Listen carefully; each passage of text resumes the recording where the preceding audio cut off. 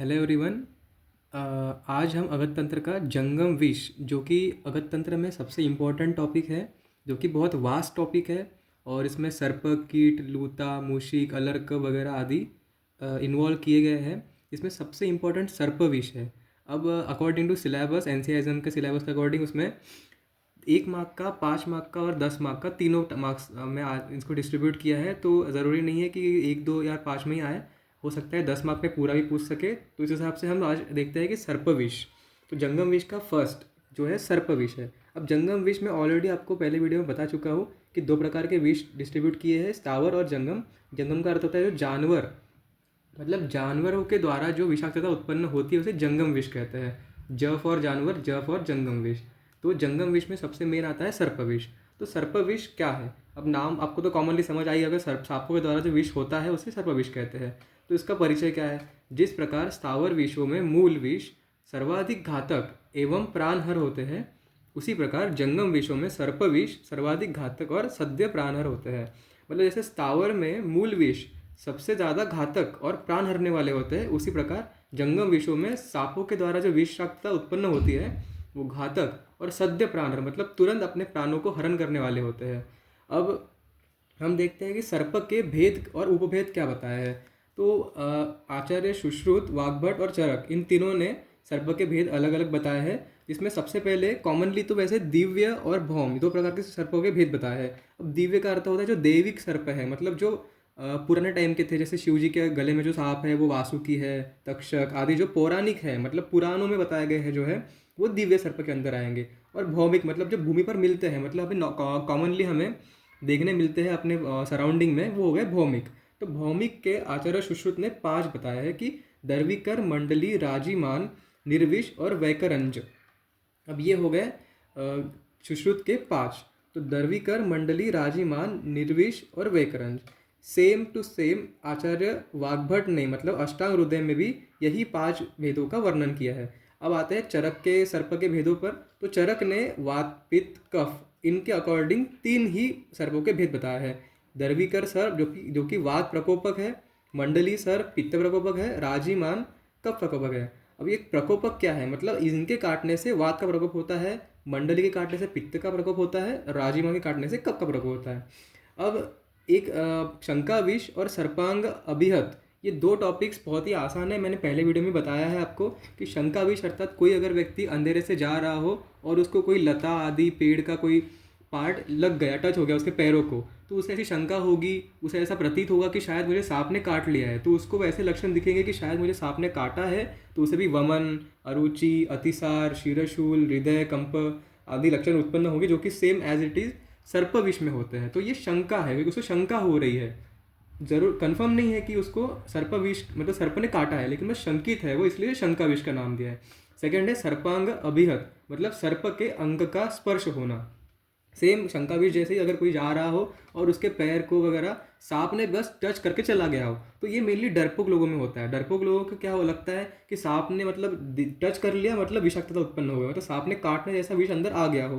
तो उनको भी वैसे ही सेम बस टच करने मात्र से ही सारे लक्षण उत्पन्न होते हैं, इसे कहते हैं सर्पांग अभिहत। उसके बाद हम देखते हैं कि अब हमने देख लिया कि सर्प के भेद। अब इनमें भी दर्विकर, मंडली और राजीमान यही इंपॉर्टेंट होते हैं सबसे 3, मतलब तीनों आचार्यों ने इसको मेनली प्रेफर किया है कि दर्विकर, मंडली और राजीमान। तो इसके हम पहचान कैसे करते हैं वो देखते हैं। अब दर्विकर, मंडली, राजीमान को याद कैसे करना है? DMR। डी का अर्थ होता है डॉक्टर, डी से हम समझ सकते हैं कि डॉक्टर, और MR मतलब MR के जो होता है मेडिकल रिप्रेजेंटेटिव, मतलब डॉक्टर के पास मेडिकल रिप्रेजेंटेटिव आते हैं। ऐसे में कर सकते हैं कि DMR, वातज, पित्तज, कफज। तो DMR, डी से दर्विकर, M से मंडली, R से राजीमान।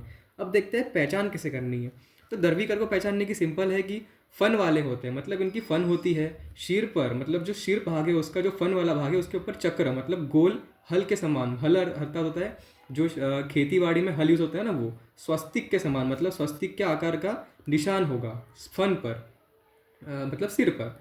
उसके बाद तेज भागने वाले, ऑब्वियस है कि दर्विकर है जो आपने देखा कि वात वात को प्रकोप करता है, तो वात वाले गुण हो गए तो तेज भागेगा ऑब्वियसली। और वात के कारण इसके गुण क्या हो गए? कटु और रुक्ष। सेकंड आता है मंडली। मंडली क्या होता है? इसमें उसका जो फन है, जो उसका उसका फन होता है वो मंडल आकार होता है। मंडल आकार मतलब गोल होता है, मंडल के समान होता है, इसलिए इसे मंडली कहते हैं। मंडलाकार मंडली, फन के कारण। सेकंड होता है, ये सबसे इंपॉर्टेंट बात है कि भारी होता है शरीर इनका और इनकी गति मंद होती है। देखा जाए तो ये पित्तज है, पित्त प्रकोप करता है। होना तो ये भारी शरीर और मंद गति राजिमान में से, क्योंकि ये कफ के कारण है, लेकिन ये एक डिफरेंस है मेजर कि शरीर भारी होता है और मंद गति होती है। ये आपको मेनली याद करना है, इसलिए मैंने यहाँ पे स्टार मार्क किया है। तीसरा है कि अग्नि या फिर सूर्य के प्रभायुक्त। पित्त है तो ऑब्वियसली पित्त जो रहता है वो गर्म जैसा है, ऐसे गर्म आप एकदम कर सकते हैं कि अग्नि है जो गर्म होती है, पित्त है तो उससे अग्नि, या सूर्य, सूर्य भी गर्म ही होता है, अग्नियुक्त होता है। इसके जो गुण है ऑब्वियसली अभी पित्त है तो गर्म होगा, उष्ण होगा, और पित्त का ही है अम्ल होगा। अब थर्ड आता है राजिमान। राजिमान में क्या होता है, पूरे बॉडी पर बिंदु बिंदु के चिन्ह होंगे, मतलब डॉट डॉट डॉट डॉट जैसा उसके बॉडी पर चिन्ह होंगे। रेखा युक्त होगी। अब इसकी रेखा कैसे होगी, ऊर्ध्व रेखा, तिर्यक रेखा, ऐसी दो प्रकार की रेखाएं होती है। और तीसरा है कि इसमें कफ प्रकोप करता है इसलिए स्निग्ध होता है, और स्निग्ध है, कफ है, तो ऑब्वियसली इसमें मधुर और शीत, कफ शीत होता है, तो ये लक्षण आएंगे। अब अपने को गुण कैसे याद कर सकते हैं, इसकी एक शॉर्ट ट्रिक है कि कटु, अम्ल, मधुर, ये हो गए रस, तो KAM काम, और रुक्ष, उष्ण, शीत, RUS रस, मतलब रस के लिए काम और गुण के लिए रस, अर्थात काम रस, ऐसे याद कर सकते हैं, KAM काम, RUS रस। अब हमने देख लिया कि सर्प के प्रकार कितने होते हैं, पहचान कैसे करनी। अब हम देखते हैं सर्प दंश के भेद, मतलब अब दंश, अब डायग्नोस कैसे करना है कि किस सांप ने काटा है, तो उसके दंश के अकॉर्डिंग, मतलब दांतों के निशान के अकॉर्डिंग हमें भेद करना है कि अच्छा या तो ये दर्वीकर है, मंडली है, या राजीमान है। तो इसमें भी सर्पदंश के 3 प्रमुख से भेद भेद बताया आचार्य सुश्रुत ने। तो उसके भेद है सर्पित, रदित और निर्विष। अब इसे याद कैसे करेगा, भाई याद नहीं हो रहा है कि हाँ वो उसके भी भेद थे, इसके भी भेद है, उसका तो मैंने बता दिया कि DMR डॉक्टर और MR मेडिकल रिप्रेजेंटेटिव। अब इसका कैसे कर सकते हैं, SRN मतलब शरण, शरण, सर्पित, रदित, निर्विष, अर्थात कि सांप है तो शिव जी के गले में सांप है तो शिव जी के गले में शरण, मतलब सांप के कारण शिव जी का याद आ गया कि शिव जी के शरण में चले गए। तो सांप से याद रखेंगे कि हाँ सांप का तो ऑब्वियसली सांप के पढ़ रहे, सर्प पढ़ रहे हैं, और शरण मतलब शिव जी, शिव जी से सांप और सांप से शरण, अर्थात कि शिव जी के गले में सांप है और हम शिव जी की शरण में जाते हैं, ऐसे हम याद कर सकते हैं SRN शरण। तो सुश्रुत ने 3 बताया है दंश के भेद, सर्पित, रदित, निर्विष। सर्पित के क्या लक्षण हो गए, मतलब ये सारे जो है ये सांप के लक्षण नहीं है, सांप के भेद भी नहीं है, ये सांप के दंश के भेद है, मतलब उसकी बाइट के भेद है। बाइट के कितने टाइप्स होते हैं, पहला है सर्पित, तो दांतों के 1, 2 या बहुत से निशान, मतलब जो बाइट किया है उसके 1, 2 या 2 से अधिक निशान होंगे, निशान गहरे होंगे, अल्प रक्त युक्त होंगे, मतलब थोड़ा सा ही रक्त निकलेगा, निशान थोड़े गहरे होंगे, चंचुमाला की तरह दिखने वाले, अर्थात चंचुमाला के समान दिखते हैं, उनके देखने में चंचुमाला के समान दिखते हैं। अब आ गया रदित, तो रदित दंश के भेद, रेखाएं, उसके उसके जो है रेखाएं होगी, मतलब उससे दंश किया है तो उसकी रेखाएं पड़ेगी। तो लोहित, नील, पीत, श्वेत, अर्थात जो रेखाएं है उनका वर्ण क्या होगा, लोहित मतलब लाल, नील मतलब नीला, पीत मतलब पीला, और श्वेत मतलब सफ़ेद।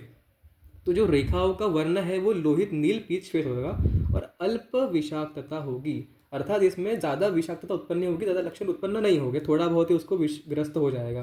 तीसरा है निर्विष, तो नाम से पता है कि निर्विष मतलब उसमें विष ही नहीं है, तो पता चल गया कि इसमें अगर आपको याद भी नहीं आया तो निर्विष से ये लिख सकते हो कि हाँ विष के न होने के लक्षण लिखो। तो दंश के एक व अनेक निशान, मतलब एक या अनेक हो गए, पहले वाले में भी दांत के 1, 2 या बहुत थे, तो ये दोनों चीज़ में कॉमन है। दूसरा आया शोभ, दुष्ट रक्त अल्प होगा, ऑब्वियसली निर्विष है तो शोभ भी कम होगा, जो दुष्ट रक्त है वो भी कम होगा।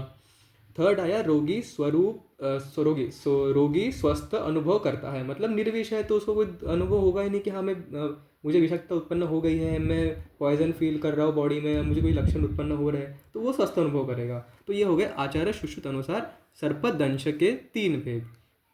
अब हम देखते हैं आचार्य वाग्भट अनुसार कितने भेद है, क्योंकि दोनों इंपॉर्टेंट है, आपको आचार्य सुश्रुत और आचार्य वाग्भट इन दोनों के आपको भेद याद करना इंपॉर्टेंट है। कुछ भी पूछ सकते हैं, या तो पूछेगा कि स्पेसिफिक कि सर्पदंश के भेद बताओ अकॉर्डिंग टू आचार्य सुश्रुत या अकॉर्डिंग टू आचार्य वाग्भट।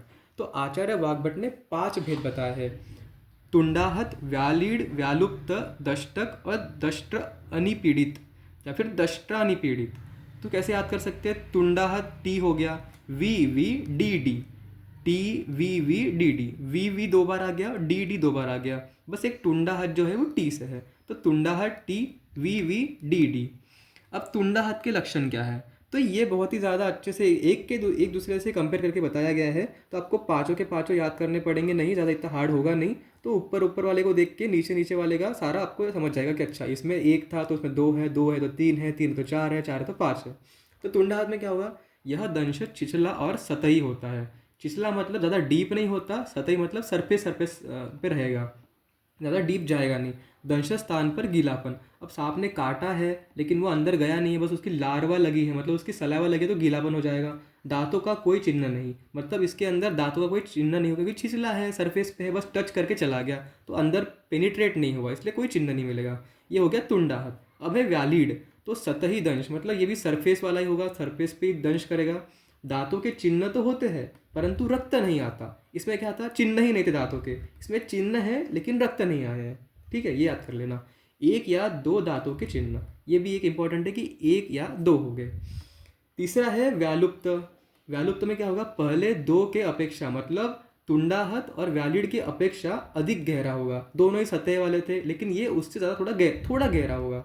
ठीक है, अब आया इसमें एक या दो दांत थे, लेकिन व्यालुप्त में क्या होता है, दो दांतों के चिन्ह और किंचित रक्त। इसमें क्या हुआ, रक्त नहीं आया, इसमें क्या हुआ, थोड़ा रक्त आया। ठीक है, ये ऑल एक दूसरे से कंपेयर किया है, एक एक स्टेप आगे आगे की बताई है, तो ये बहुत इजीली आपको याद हो जाएगा। इसमें दो दांतों के चिन्ह होंगे और किंचित रक्त निकलेगा। अब आया चौथा दष्टक। दष्टक में क्या होता है, व्यालुप्त की अपेक्षा गंभीर, मतलब अभी हमने व्यालुप्त देखा तो ये क्या था, थोड़ा सा गहरा था और थोड़ा सा खून निकला था, दो दांत थे। इसमें क्या होगा, इसकी अपेक्षा दष्टक गंभीर है, थोड़ा सा डीप है, तीन दांत, यहाँ दो थे अब दो का तीन हो गया, तीन दांतों के चिन्ह दिखेंगे। मांस के कट जाने से रक्त का अनवरत रिसाव, अनवरत मतलब कंटिन्यूअस फ्लो, रिसाव मतलब फ्लो, कंटिन्यूअस फ्लो होगा। इसमें क्या होगा, मांस कट जाएगा क्योंकि ये डीप है, गंभीर है, तो इसलिए थोड़ा सा डीप जाएगा तो मांस तक पहुंच जाएगा, इसमें इसलिए अनवरत रिसाव होगा, मतलब कंटिन्यूअस फ्लो होगा।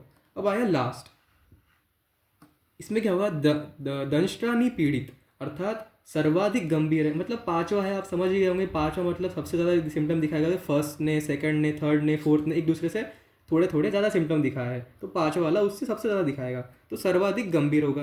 अपेक्षा इसकी गंभीर थी लेकिन ये उससे भी गंभीर है। अब यहाँ पे तीन दांत थे तो यहाँ पे ऑब्वियसली चार आएंगे, तो दो तीन चार ऐसे याद कर लेना कि चार दांतों के चिन्ह दिखेंगे, निशान दिखेंगे। और इसमें भी सेम अनवरत रिसाव जैसे ही अनवरत रक्त का स्राव होगा, तो इन दोनों में ये चीज़ कॉमन है। तो इससे हमने देख लिया कि ये मेनली दो तीन चार, इसमें रक्त नहीं निकलता, थोड़ा रक्त निकलता है और बहुत रक्त निकलता है। इसमें क्या होगा, दांत के निशान रहेंगे लेकिन अंदर पेनिट्रेट नहीं करेगा, थोड़ा पेनिट्रेट करेगा, इसमें बहुत पेनिट्रेट करेगा। ठीक है, इस प्रकार हमने सर्प के, जो सर्प क्या होता है, जंगम विष के अंडर सबसे मेन सर्प होता है ये देख लिया, शंका विष देख ली, उसके बाद सर्पाभिघात देख लिया, उसके बाद हमने देखा कि सर्प के मेनली कितने भेद बताए हैं, आचार्य के अकॉर्डिंग कौन कौन से भेद ये बताए हैं। फिर सर्प दंश के कितने भेद होते हैं वो सुश्रुत और वाग्भट के अकॉर्डिंग बता दिए हैं। तो इसमें ज़रूरी ऐसा लगता है कि शायद 5 या 10 मार्क का क्वेश्चन तो ज़रूर आएगा, इसलिए आप इसको प्रॉपरली प्रिपेयर करिए। अब जो बचा सेकंड पार्ट जो है सामान्य लक्षण, विशिष्ट लक्षण, वेग और वेगों की चिकित्सा, वो हम नेक्स्ट वीडियो में एक्सप्लेन करेंगे। Thank you.